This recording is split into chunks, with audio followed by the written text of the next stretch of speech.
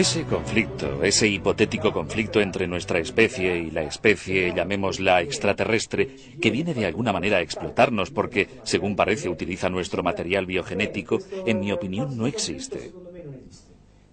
No existe por la sencilla razón de que ellos son tan superiores tecnológicamente y nosotros, desgraciadamente, somos tan inconscientes del hecho de su superioridad que no hay ninguna necesidad de conquistarnos, porque esta gente, si las estadísticas son reales, nos habrían conquistado hace ya muchos años. En la antigua Unión Soviética, los encuentros con ovnis por parte de pilotos militares constituyen una casuística que ha sido estudiada por la doctora Marina Popovich, piloto de reconocida experiencia que ha recogido los testimonios de sus colegas sobre avistamientos de ovnis. He recibido cientos de cartas de nuestros pilotos, hasta un total de alrededor de 4.000 avistamientos. Una de ellas me fue enviada por uno de nuestros peritos, Yatikin, con quien me entrevisté. Estaba volando en un interceptor MiG-19 cuando se encontró con algo extraño. Al llegar a una altitud de 15.000 pies, tuvo la impresión de que el avión había chocado con algo y estaba perdiendo altura. El MiG-19 es un avión a reacción muy resistente. El piloto trató de volver a ganar altura, pero fue nuevamente empujado hacia abajo. Probó una vez más y vio un resplandor color plata procedente de ese gran objeto. Entonces entendió que se trataba de un ovni. De modo que invirtió la ruta y se preparó para el aterrizaje. Este encuentro lo alteró profundamente. A lo largo de los años se han registrado distintos casos de posibles hostilidades entre ovnis y fuerzas aeronáuticas terrestres que sin embargo no han sido dados a conocer al gran público. Ocupémonos de episodios recientes, registrados en la isla caribeña de Puerto Rico, conocido como Estado 51 de los Estados Unidos, prácticamente una colonia sin derecho a voto. Este episodio fue seguido por el periodista Jorge Martín. Se han producido diversos incidentes ovni sobre las zonas habitadas de Puerto Rico, ante los ojos de la población. La gente cuenta que ha visto ovnis y al mismo tiempo, persiguiéndolos, aviones militares, como aviones de reconocimiento por radar AWACS o cazas del tipo F-14 Tomcat y otros medios de la Guardia Nacional puertorriqueña. Han sido incidentes reales. La gente cuenta que ha asistido a enfrentamientos entre los ovnis y los cazas, todo bajo el control de personal militar. La noche del 28 de diciembre de 1988 a las 19:35, algunos residentes de Cabo Rojo, situado en la zona meridional de la isla, afirman que vieron una luz azul, como puede verse aquí en el dibujo, volando sobre las montañas de Sierra Bermeja, una zona circunscrita donde se han registrado la mayor parte de los avistamientos en la isla de Puerto Rico. Luego, este objeto cambió de color, convirtiéndose en una enorme bola de fuego amarillento. Y todos los testigos constataron que en realidad formaba parte de un objeto de forma triangular muy grande, y esa luz que procedía de la parte inferior era semicircular, una especie de esfera de luz amarilla muy brillante. Dos reactores estaban tratando de interceptarlo, y en 3 momentos distintos el objeto cambió de trayectoria y dirección. En otro momento el objeto casi se detuvo en vuelo, y uno de los cazas prácticamente llegó a encontrarse en línea de colisión con la parte posterior del objeto. La gente empezó a gritar porque pensaba que iba a producirse un accidente, una explosión o alguna otra cosa terrible. Pero de repente el caza se esfumó, desapareció mientras se encontraba ahí, junto al ovni. El otro caza continuó volando junto al ovni a su derecha y luego de repente también desapareció. A continuación, el ovni volvió hacia atrás y sobrevoló la zona del lago Samán, un pequeño espejo de agua rodeado de palmeras. Y justo encima de esos árboles, a una altura de alrededor de 30 metros, el enorme triángulo volante se dividió en 2 objetos distintos con una explosión luminosa y absolutamente silenciosa. Una de las partes se dirigió a enorme velocidad hacia el norte, la otra hacia el este, y luego ambas desaparecieron. Muchos testigos cuentan que había otro caza que controlaba la situación desde lejos. Pero cuando el piloto se dio cuenta de lo que estaba sucediendo, huyó. Y entonces 3 pequeñas luces rojas procedentes del ovni salieron en su persecución. Luego desaparecerían hacia el norte. Nadie sabe qué le sucedió a este caza. El incidente sucedió realmente y es muy importante. Más de 100 personas ofrecieron la misma descripción. Dibujaron los objetos de forma idéntica y todos los detalles coinciden. En nuestra encuesta hemos podido obtener otras informaciones. Por ejemplo, que los cazas avistados debían de pertenecer a la Marina estadounidense, porque ese día la Guardia Nacional puertorriqueña no tenía aviones en vuelo ni había programado ejercicios en la zona. Mientras que esa noche la base naval aérea de Roosevelt, en La Ceiba, una importante base americana en el Caribe, estaba realizando maniobras. Los estadounidenses siguen negándolo, pero el ente federal de aviación en San Juan nos ha confirmado que Roosevelt tenía programadas maniobras. Un objeto volador triangular similar al descrito fue detectado por los radares de tierra y filmado en el cielo de Bélgica en marzo de 1990. 2 cazas F-16 trataron inútilmente de interceptarlo. El ovni pasaba de 360 a 1500 kilómetros por hora aproximadamente en apenas 3 segundos. De hecho, y en particular en la zona meridional de la isla de Puerto Rico, se han registrado reiteradamente incidentes. Se trata de una zona densamente poblada, y dada su situación, policía, defensa civil y otras autoridades han puesto en marcha un intenso programa de desinformación, tratando de ridiculizar y de desacreditar todos los testimonios de avistamiento. Afortunadamente, tras el inicio de esta campaña, dirigida sobre todo por el Organismo Puertorriqueño para la Defensa Civil, que es una de nuestras fuentes de información, recibimos una carta de su director, el coronel José A. M. Noya, en la que se afirma claramente que la situación es real, que la tienen bajo control y que están en curso investigaciones para comprobar lo que está sucediendo. En su opinión, estos incidentes relacionados con los ovnis y también con los OSNI, es decir, con objetos submarinos no identificados que se sumergen y emergen de la superficie del mar y de los que disponemos de numerosos testimonios oculares, no representan una amenaza para la seguridad de la gente ni para el territorio de Puerto Rico.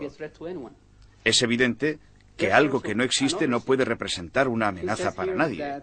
En esta carta, Noya confirma además la implicación secreta en las investigaciones de algunas agencias puertorriqueñas, como aparatos militares o el radioobservatorio de Arecibo, que durante años negaron cualquier implicación en cuestiones referentes a ovnis, mientras que aquí está la prueba de su implicación real.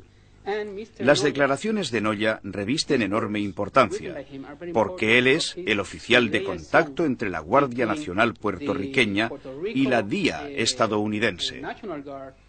Es su hombre en Puerto Rico, y la DIA, la Defense Intelligence Agency, es como la CIA para los militares. Por consiguiente, Noya habla con conocimiento de causa.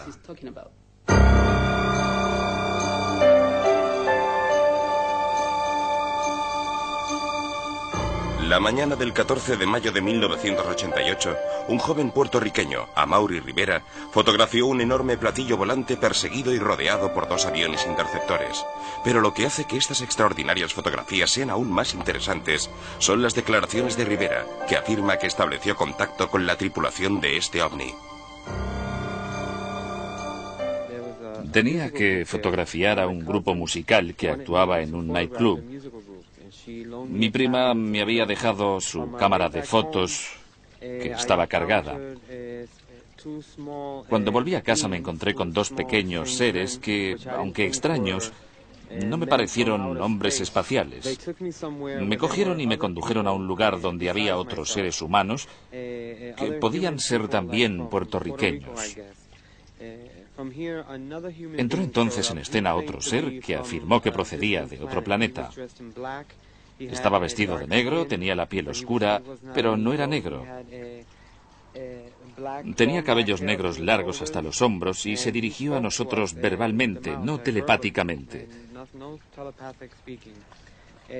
Nos enseñó varias proyecciones muy realistas. Nos habló de una serie de cosas que a mí me parecían totalmente increíbles. La primera proyección, un holograma, recuerdo que se refería a una especie de breve viaje al espacio, hasta el planeta del que venía, del que decía que venía. Vimos su gente, las casas. El segundo mostraba un meteoro o un meteorito que caería sobre la Tierra en un futuro próximo, provocando una terrible destrucción en todo el planeta. Según él, debía de caer cerca de Puerto Rico y de otras islas en el Mar Caribe. El último holograma ilustraba un futuro para la Tierra en el que habría un solo gobierno, colocado en una especie de isla artificial, en un mar oscuro y contaminado.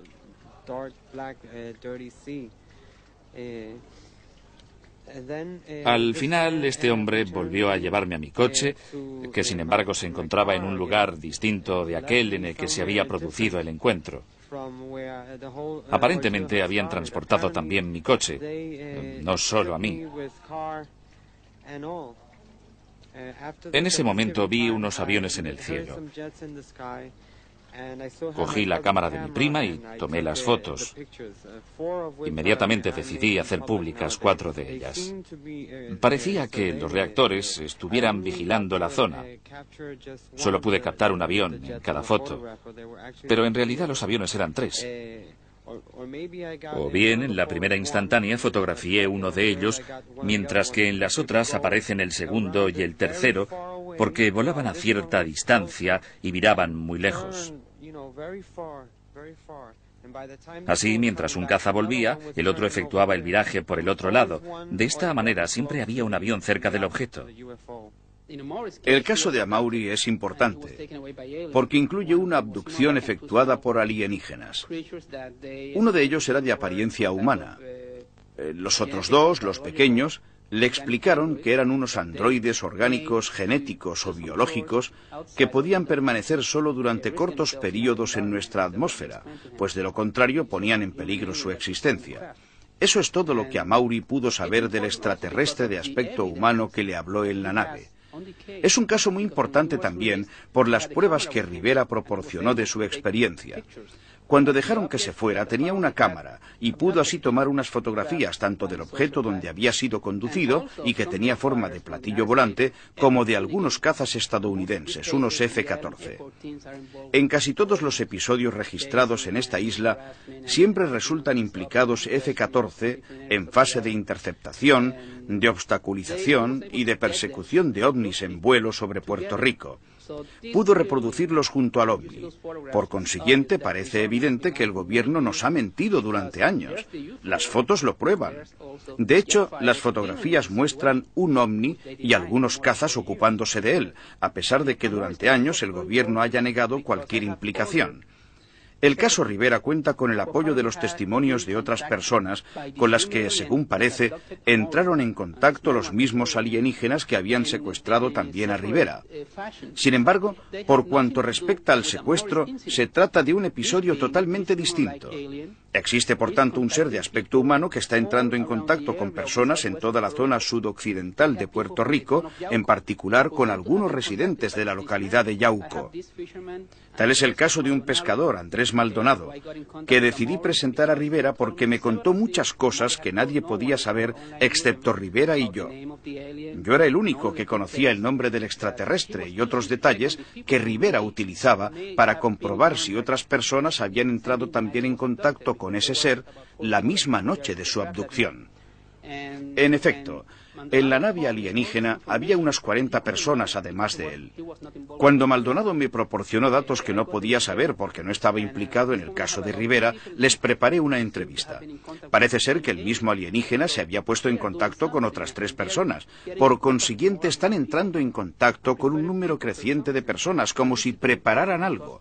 Todo esto es muy importante porque apoya también el caso Rivera. Entre 1988 y 1992 pude localizar a 7 de estas personas porque participé en varios espacios de televisión y se publicaron artículos en los que preguntaba si alguien recordaba haberse visto implicado en sucesos similares en esa época del año, rogándoles que se pusieran en contacto conmigo.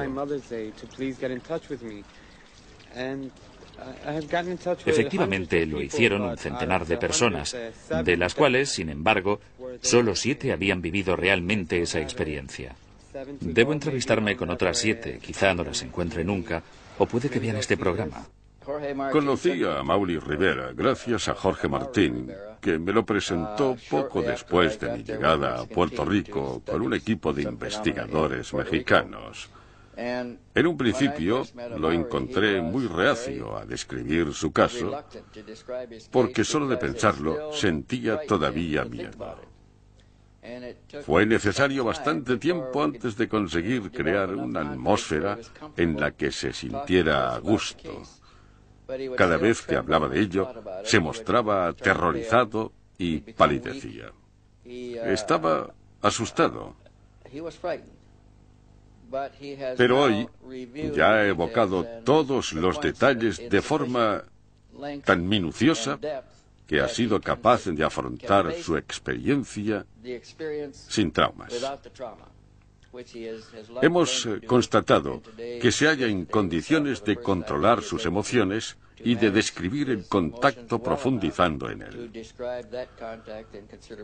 Hemos enviado las fotografías tomadas por Amaury Rivera a un laboratorio de nuestro asesor en la NASA, donde han sido analizadas por ordenador utilizando equipos de primera línea. Se ha llegado a la conclusión de que tanto el objeto discoidal como el avión se encuentran a una distancia considerable del objetivo, entre 5 y 8 kilómetros. Hemos descubierto que el caza estaba en movimiento, mientras que la nave circular se movía más lentamente o que incluso podía estar parada. Las condiciones ambientales y de luz son correctas. Hemos excluido la posibilidad de que se tratara de un montaje de reflejos, de modelos, o que se hubiese llevado a cabo cualquier otra forma de manipulación técnica. Nuestra conclusión es que se trata de fotografías auténticas que responden exactamente a las descripciones ofrecidas por el testigo. Poco tiempo después del accidente, 3 hombres vinieron a mi casa en Puerto Rico, mientras el cuarto esperaba fuera en el coche.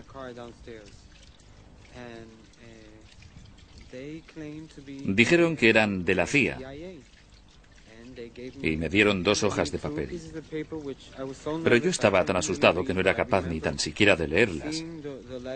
Recuerdo solo que leí CIA, es decir, las siglas de los servicios secretos estadounidenses. Me dijeron que sería mejor que les entregara las fotografías y los negativos, pero no especificaron qué fotografías ni qué negativos.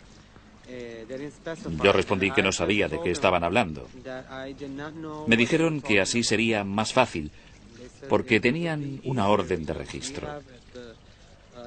Y yo les respondí que adelante, que no había ningún problema, pero no consiguieron encontrar nada porque las había escondido muy bien.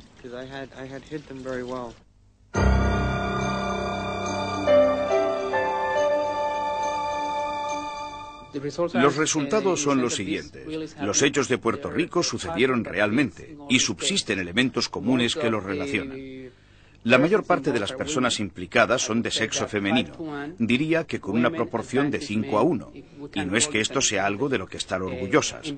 Casi todas las abducciones son llevadas a cabo por seres pequeños de gran cabeza, los grises o reticulianos, tal y como se denominan hoy día.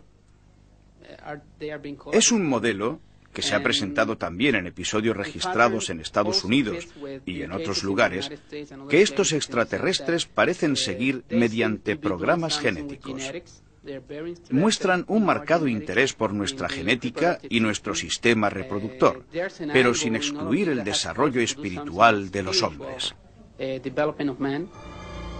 Desde hace ya 10 años, el estadounidense Pat Marcatillo se cuenta entre los investigadores que más han trabajado en el estudio de las denominadas abducciones por parte de extraterrestres.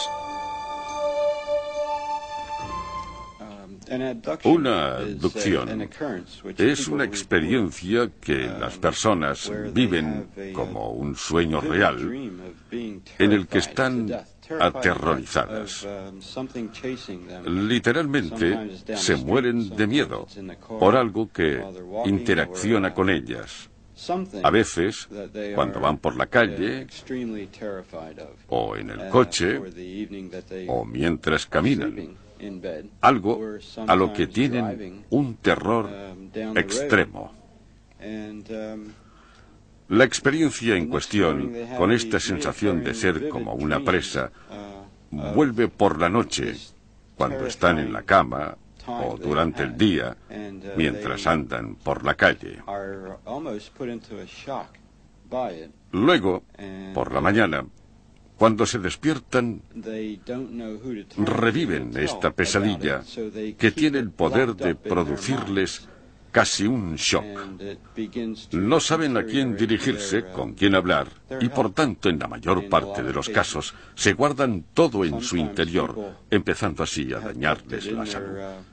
Hay personas que durante 20 años no han hablado con nadie de ello, por el temor a ser ridiculizados y a ser considerados locos debido a la increíble experiencia vivida. La señora María Rosario de Puerto Rico ha sido objeto de estos contactos alienígenas.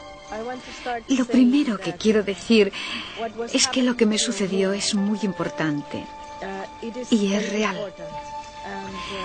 No es muy distinto de lo que les está sucediendo a muchas otras mujeres, al menos en la isla de Puerto Rico. Quiero subrayar que se trata de algo importante, porque nuestra vida cambiará. Es todo absolutamente real. Porque puedes hablar con ellos, puedes tocarlos y puedes sentirlo todo en el más profundo de tu yo. En mi caso, estaba tumbada en la cama y era pronto. Eran las 10 o las 10:30 de la noche y estaba viendo la televisión cuando oí un ruido muy fuerte. No sabía de dónde venía y de repente en mi habitación aparecieron dos pequeñas criaturas. Yo estaba paralizada y había perdido el conocimiento. Cuando abrí los ojos, me encontraba en un lugar donde estaban examinando mi cuerpo. Me dijeron que me encontraban en óptimas condiciones, que mi organismo era perfecto. Luego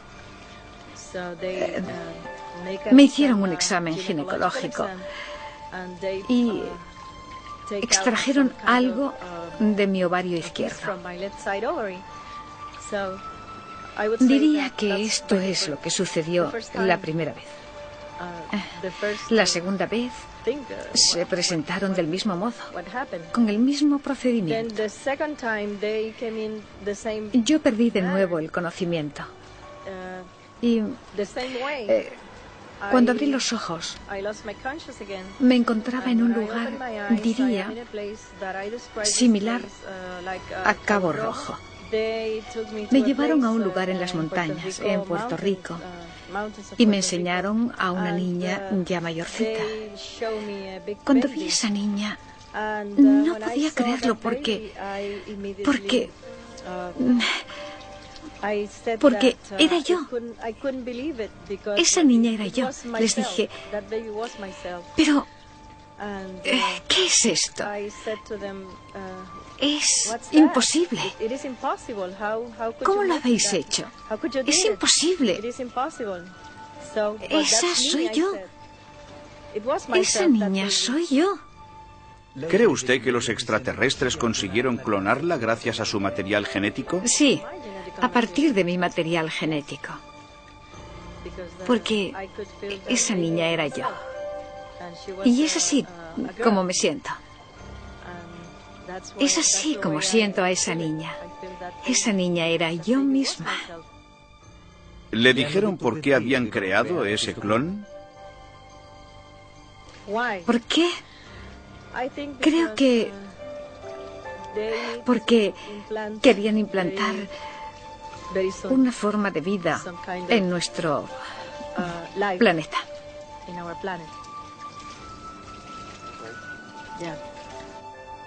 En su opinión, ¿por qué cree que están haciendo esto? Bueno, ahora no soy capaz de explicarlo con claridad. Hay información que no consigo recordar y hay otros datos que por ahora no puedo revelar. Pero creo que este tipo de vida será muy pronto implantado en nuestro planeta. No sé cuándo, pero muy pronto. Existen casos en los que las víctimas han referido que fueron sometidas a una operación de implante de pequeños objetos esféricos a través de la nariz. Algunos de estos implantes han sido extraídos por el equipo de Terence Sims, mientras psiquiatras como John Mack estudian la psicología de los sujetos.